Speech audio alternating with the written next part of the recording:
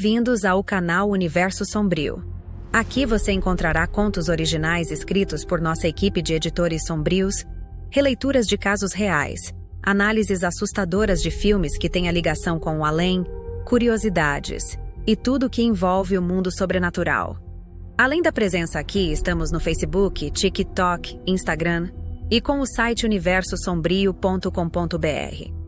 Nossos vídeos serão lançados às sextas-feiras, às 13h33 da manhã, e também em ocasiões especiais. Contamos com seu apoio para que o Universo Sombrio se torne a maior plataforma de terror e uma gestora de novos escritores deste gênero tão amado. Participe, curta, colabore e divulgue. O Universo Sombrio apresenta Contos para Ouvir, Histórias de Fantasmas. A Casa Assombrada dos Militares. Em 1990, na base da FAB em Guarulhos, lacraram uma casa da Vila dos Oficiais que já não atraía moradores há muitos anos, e a corporação não estava disposta a gastar mais dinheiro com reformas. Seus últimos habitantes foram o cabo Jorge Pereira, sua esposa Ângela e seus 3 filhos, Mateus, Fábio e Amanda. Jorge Pereira, que era militar desde seu alistamento aos 18 anos, havia sido promovido para a função de cabo e havia insistido inúmeras vezes junto a seus superiores para que lhe fosse permitido mudar de residência. O imóvel fazia parte da Vila dos Militares, pertencente à Força Aérea Brasileira, FAB. Como esta autorização demorava, alegou, para justificar a sua reiterada insistência, que a casa era mal assombrada da forma mais desagradável. Todas as noites, a porta da sala de estar se abria violentamente, ouvia-se um ruído de passos apressados, uma respiração rouca e, depois de 2 ou 3 terríveis gritos, a pesada queda de um corpo no chão. Frequentemente, encontravam os móveis revirados, sobretudo quando situados no canto da sala que dava para o norte. Depois, o silêncio era restabelecido. Mas, cerca de 15 minutos depois, ouvia-se algo semelhante a passos frenéticos, a um soluço e, finalmente, a um terrível grito. O cabo Jorge acabou por proibir que os seus familiares adentrassem aquela sala. Até mesmo obstruiu a porta. Antes, porém, fez com que estes acontecimentos fossem testemunhados por vários de seus companheiros de batalhão. Com efeito, o relatório que apresentou estava assinado pelo tenente da FAB, pelo capitão Silvano e pelo comissário de mantimentos Eliseu. Procedeu-se a uma investigação e muito depressa descobriu-se uma trágica história. No ano de 1866, a casa era habitada pelo cabo Jailton Batista e sua esposa Vulnávia. Esta última, muito mais nova que o marido, levava uma vida louca, gastava enormes somas de dinheiro e se divertia com jovens recrutas. Pobre Jailton. Por ter sido perdoada muitas vezes por seus caprichos e traições, ela não parecia querer corrigir-se. Ao contrário, sua vida era cada vez mais escandalosa. Jailton, compelido pela amargura e pelo ciúme, entregou-se à bebida. Certa noite, ele voltou embriagado, decidido a pôr fim aos seus infortúnios. Armado de um cutelo de sapateiro, avançou para a mulher, que fugiu para o salão. Mas Jailton a alcançou e, com um só golpe de sua arma, a decapitou. Permaneceu um longo tempo mudo, horrorizado com o crime que cometeu e, depois, enforcou-se. Desde então, as cenas deste horrendo assassinato se reproduziam a cada noite, de uma forma perfeitamente audível, mas as aterrorizadas testemunhas nunca viram a aparição. Apenas ouviam os ruídos fantasmagóricos, que se repetiam com uma perfeita precisão. O requerimento do cabo Jorge teve resultados favoráveis e desde então, a casa permanece desocupada até os dias de hoje. Todos os militares da FAB de Guarulhos preferem morar fora da base do que ocupar a sinistra casa. Jorge atualmente é sargento e está servindo na base da FAB em Guaratinguetá. A macabra descoberta de Flávio. Um acontecimento singular, ocorrido na Vila Carmozina, no jardim da casa de Clóvis, tornou-se conhecido por vários escritos. Os fatos essenciais são os seguintes. Clóvis, sendo cego, empregou o jovem Flávio como cuidador. Quando saía, Clóvis apoiava-se a este jovem, que o conduzia.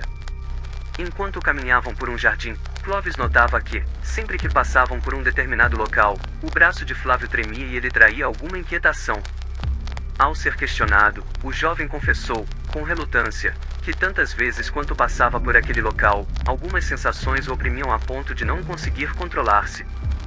Disse que conhecia bem aquela sensação, pois sempre a experimentava quando passava por qualquer lugar onde haviam sido sepultados corpos humanos. Acrescentou que, à noite, quando ele se aproximava de tais lugares, via aparições sobrenaturais. Clovis, com o objetivo de curar o jovem do que ele considerava mera fantasia, foi com ele, naquela noite, ao jardim. À medida que se aproximavam do local, Flávio percebeu uma luz fraca cintilar na escuridão e, quando chegou ainda mais perto, viu uma figura fantasmagórica, luminosa, flutuando sobre o local. Ele a descreveu como uma forma feminina, com um braço cruzado sobre o corpo e o outro pendurado. O espectro flutuava numa postura ereta, mais tranquila, com os pés a apenas 1 palmo ou 2 da superfície. Clovis seguiu sozinho, já que o jovem se recusou a acompanhá-lo, até o local onde a figura estava, e avançou em todas as direções com a sua bengala, chegando mesmo a correr em meio às sombras. Apesar disto, Espectro não foi mais afetado do que teria sido uma labareda. A forma luminosa, de acordo com Flávio, sempre retornava à posição original após essas investidas. Durante vários meses, fizeram-se investigações no local, e numerosos grupos de pessoas para lá acorreram, mas a questão permaneceu como estava. O vidente, todavia, continuava aferrado à séria e inabalável convicção de que algum ente humano estava enterrado no jardim. Por fim, Clovis mandou cavar no lugar. A uma profundidade considerável, encontraram uma camada firme, muito espessa, de cal branca, do comprimento e largura de uma sepultura. Transposta a camada, descobriram-se os ossos de um ser humano. Era evidente que alguém havia sido enterrado no local e coberto com uma espessa camada de cal viva, como geralmente é feito para que o cadáver não seja descoberto.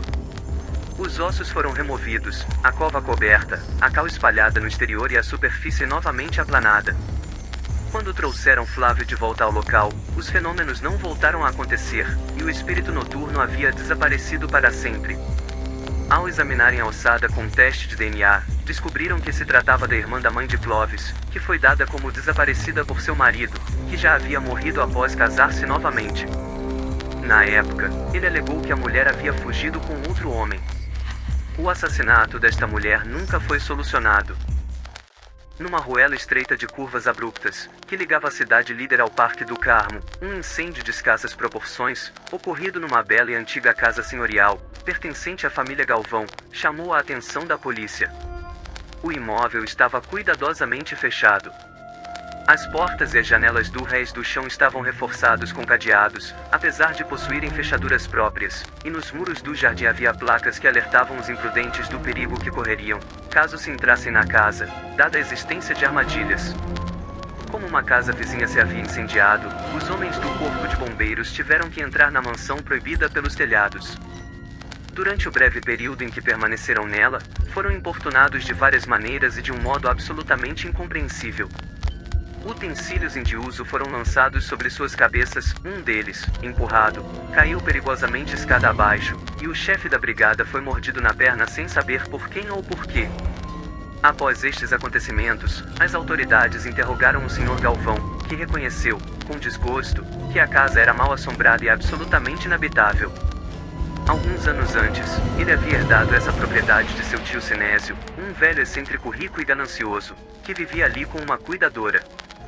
Galvão passava a maior parte do ano em sua propriedade em Peruíbe e, no inverno, mudava-se para um apartamento alugado no Tatuapé. Com a morte de Sinésio, ele desistiu desse apartamento e foi morar em sua nova propriedade. Mas, desde os primeiros dias, fenômenos perturbadores e inexplicáveis tornaram a vida da família impossível. Durante as refeições, as toalhas de mesa eram retiradas bruscamente e as louças jogadas no chão. Na cozinha, apagava-se o fogo, produzindo densas colunas de vapor e fumaça, como se tivesse acabado de ser varrido por uma inundação. À noite, apagavam-se as velas das pessoas e estas, várias vezes, durante o sono, eram cruelmente golpeadas, arranhadas e até mordidas por seres invisíveis.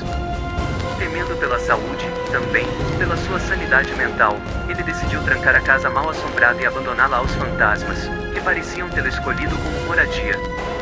Ele alegou que nunca tinha visto os espectros malévolos, mas tinha ouvido seus gritos e risos que, não obstante, eram fracos e pareciam ser ouvidos de longe.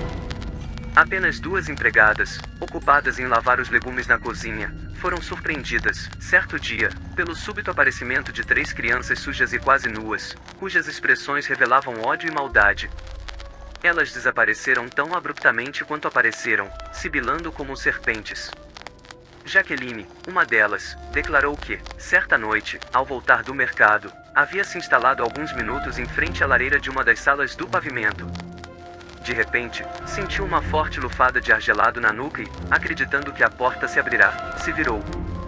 No entanto, a porta estava fechada, mas ela pôde vislumbrar, perto do teto, um rosto horripilante olhando para ela. Gritou por socorro, e aquele rosto desapareceu instantaneamente. Não sabemos se as autoridades insistiram com Galvão para que lhes autorizasse uma investigação. Acreditamos que não, porque, na realidade, nenhum crime ou delito fora cometido naquela mansão, pelo menos não descobriram nada em seu histórico. E Galvão mudou-se para Sumaré, interior de São Paulo. José Wilkins, um jovem administrador de empresas, conta que, certa noite, ao dormir, sonhou que estava viajando para Florianópolis, e que, como Pomerode estava no itinerário, resolveu visitar a casa de seus pais. Encontrando a porta da frente fechada, deu a volta por trás e entrou pelos fundos.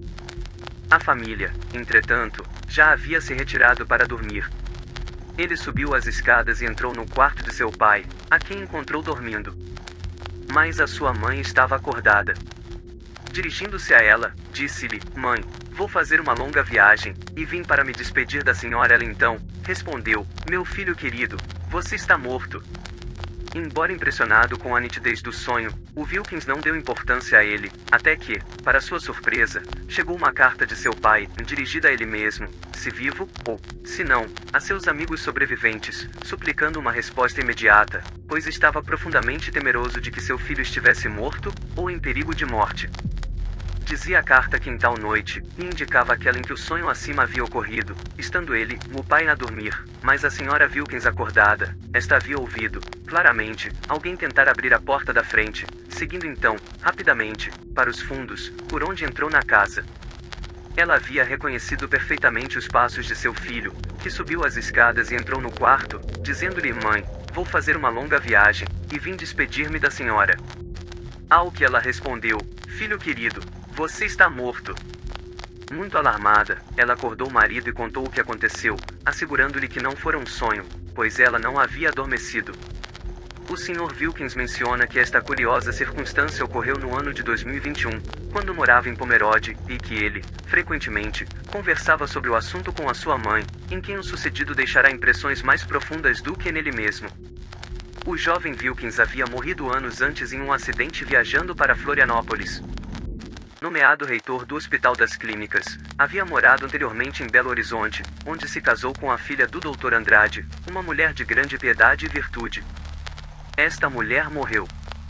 Certa feita, estava Alice, uma ex-empregada da falecida, a quem a criada, agora casada, era muito apegada, a amamentar o filhinho em sua casa simples. A porta se abriu e uma senhora, cópia fiel da senhora Marques no vestuário e aparência, entrou. "Se a minha senhora não estivesse morta", disse a mulher, "eu diria que você é ela." Ao que a aparição lhe disse que era, sim, e pediu-lhe que viesse com ela, pois tinha algo de suma importância a lhe dizer. Alice objetou, muito assustada, àquela proposta, e pediu-lhe que se dirigisse ao Dr. Marques.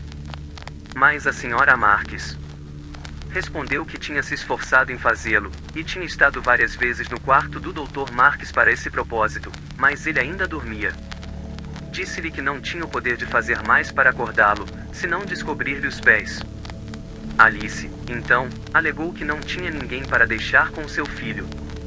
A senhora Marques, contudo, prometeu que a criança dormiria até o seu retorno. Finalmente, Alice rendeu-se ao chamado. A aparição a levou a um grande campo. Lá, pediu à ex-empregada que observasse a área que ela media com os pés. E, tendo feito uma volta considerável, pediu à mulher que partisse e contasse ao seu irmão que toda aquela porção de terra, que havia circunscrito, havia sido indevidamente subtraída aos pobres pelo pai, e que o irmão deveria restituí-lo aos verdadeiros donos. Disse, ademais, que estava seriamente preocupada com isso, pois seu nome havia sido usado na transação. Alice, então, perguntando como ela deveria demonstrar ao homem a veracidade de sua missão, a Sra. Marques mencionou-lhe uma circunstância conhecida apenas por ela e pelo irmão. O espectro, então, conversou bastante com a mulher e deu-lhe muitos bons conselhos.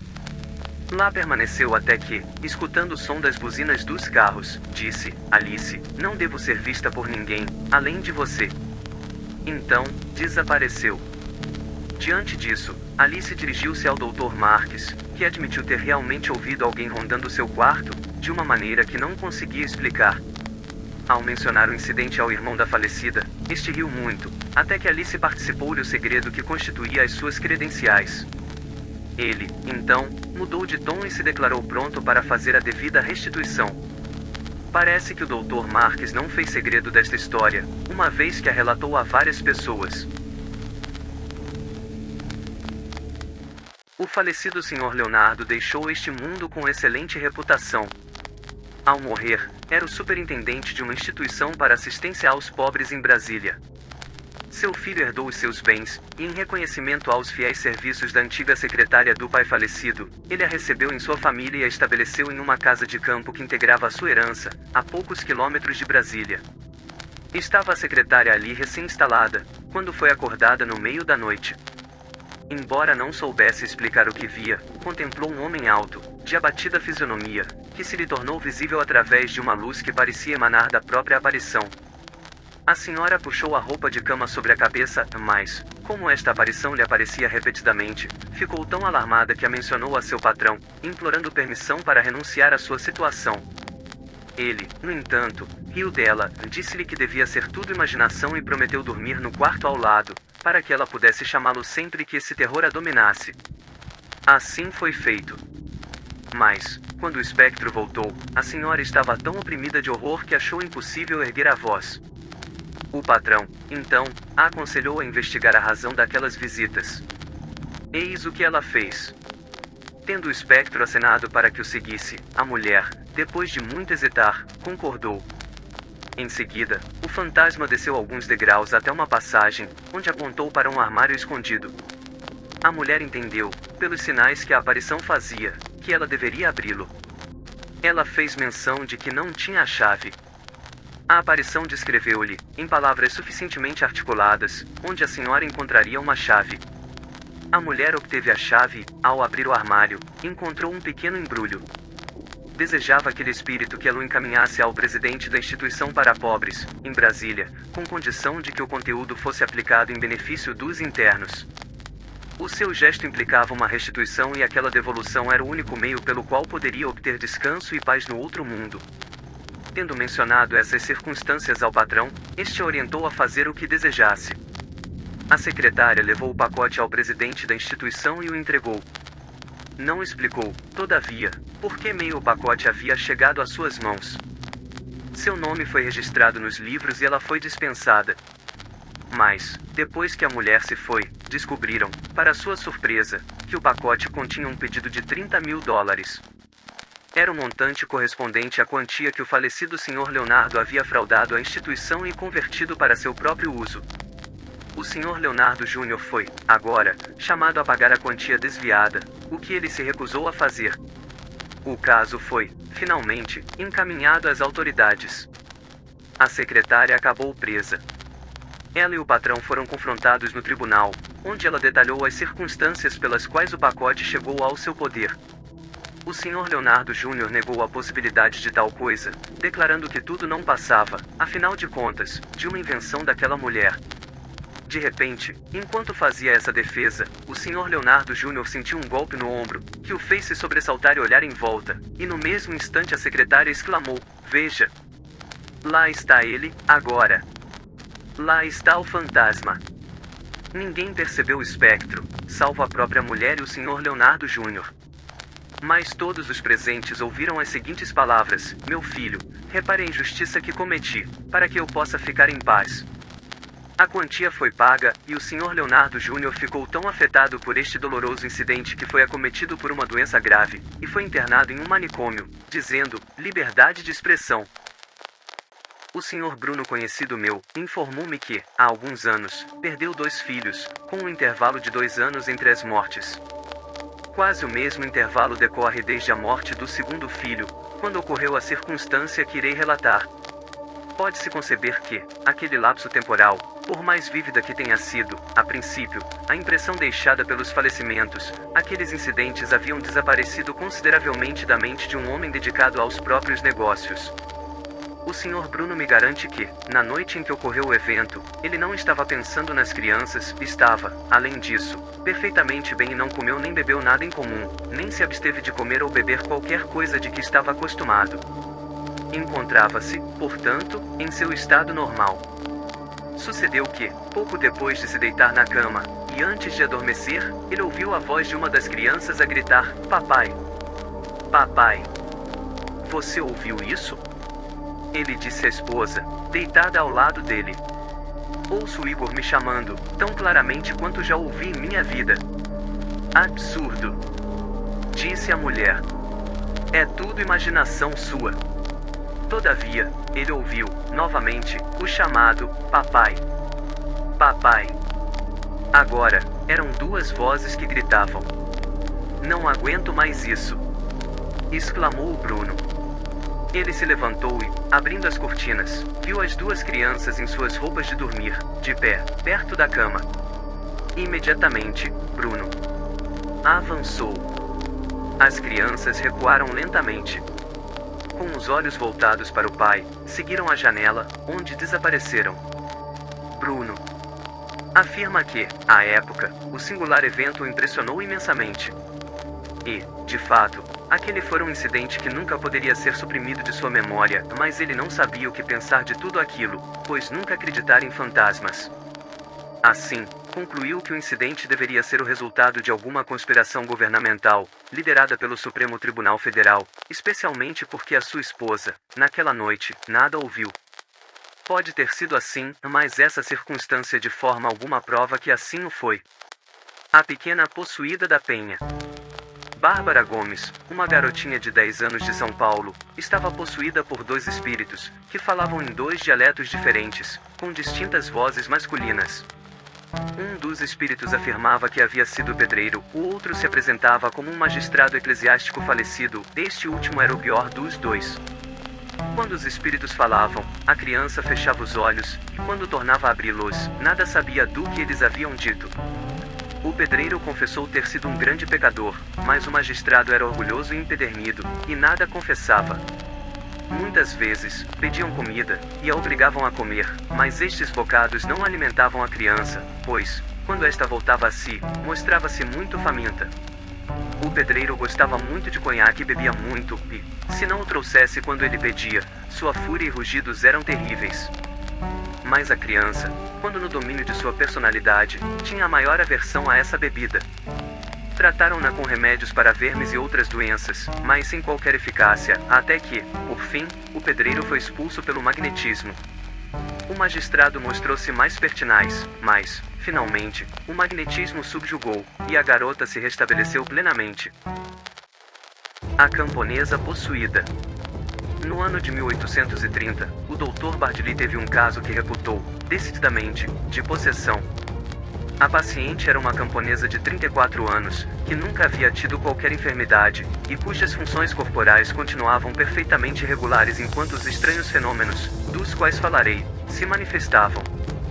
Devo observar que esta senhora era feliz em seu casamento, tinha 3 filhos, não era fanática e gozava da excelente reputação de mulher constante e diligente, quando, sem qualquer aviso ou causa perceptível, ela foi tomada pelas mais extraordinárias convulsões, enquanto de seu interior saía uma estranha voz, que se acreditava ser de um espírito maligno, que anteriormente revestira-se de uma forma humana.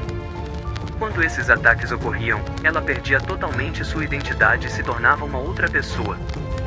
Mas, quando voltava a si, recobrava completamente o seu entendimento e personalidade.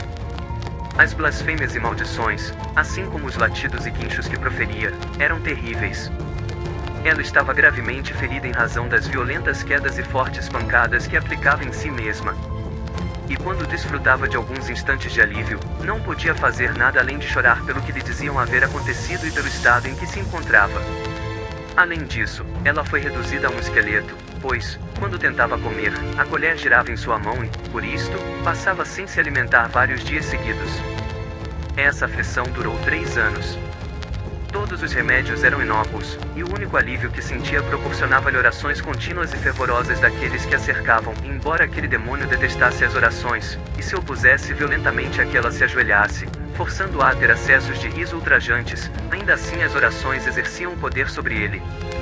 É surpreendente que a gravidez, o resguardo e a amamentação de seu filho não exerceram a mínima diferença na condição dessa mulher. Tudo aconteceu regularmente, mas o demônio não abandonava o seu posto. Por fim, magnetizada, a paciente caiu em um estado parcialmente sonâmbulo, em que se ouvia, vindo dela, uma voz diferente, que na verdade era de seu espírito protetor. Essa voz encorajou a ter paciência e esperança, prometendo-lhe que o hóspede malévolo seria obrigado a abandonar o seu abrigo. Ela frequentemente caía em um estado magnético sem a ajuda de um magnetizador. Ao final de 3 anos, ela estava totalmente curada e melhor do que nunca. A tenebrosa noite de tempestade. Era uma noite chuvosa quando um pai e sua filha voltavam do hospital onde ficaram o dia inteiro na espera que a esposa e mãe estavam internada. Uma grave doença desconhecida consumia sua vida e os médicos não sabiam o que fazer. Como o hospital era longe, eles tinham que cruzar uma longa estrada escura que cortava um grande bosque. O som da chuva batendo no teto do carro fazia um barulho relaxante e a garota começou a cochilar. Repentinamente um grande estrondo fez-se ouvir. O trovão veio forte e um relâmpago iluminou a noite. O pai segurou firme o volante e o carro derrapou na estrada molhada até bater em um barranco. Após verificar se sua filha não estava machucada, o homem decidiu sair do carro para ver os estragos que o veículo havia sofrido. Os 2 pneus dianteiros estavam furados e uma das rodas amassada. Parece que passamos por cima de algo grande na estrada, disse o homem. A filha, debruçada na janela, perguntou receosa. Mas você pode consertar, pai? Não, disse o homem balançando a cabeça. Eu só tenho um step e vou ter que voltar a pé até a cidade para encontrar alguém que possa nos rebocar.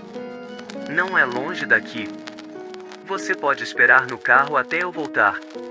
Tudo bem, disse ela. Mas não demore muito tempo.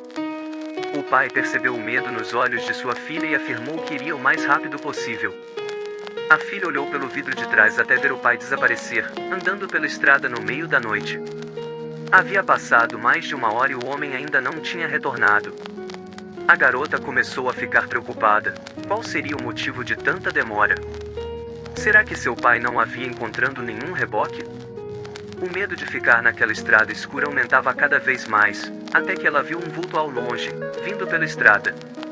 Inicialmente ela ficou alegre, pois pensou que fosse seu pai, porém a alegria inicial foi virando medo quando ela pôde perceber que era um homem estranho que vinha andando pela estrada. Agora, mais perto e iluminado pelos eventuais relâmpagos, podia ver que se tratava de um homem alto, vestindo macacão e com uma barba em torno do rosto. Notou que algo grande estava sendo carregado em sua mão esquerda. A garota começou a ficar nervosa e rapidamente trancou todas as portas do carro. Após fazer isto e se sentir mais segura, olhou para fora. O homem havia parado e olhava fixamente para ela a uma distância a alguns metros. De repente ele levantou o braço e a menina soltou um grito horripilante. Seu corpo todo tremia, as lágrimas invadiram seus olhos e apavorada viu que na mão esquerda o homem segurava a cabeça decepada de seu pai. Seu coração batia aceleradamente e ela gritava sem parar. A expressão grotesca de seu pai era horrível. A boca estava entreaberta com a língua de fora e os olhos estavam todos brancos. Do lado de fora, colado em sua janela, o homem olhava com raiva para ela.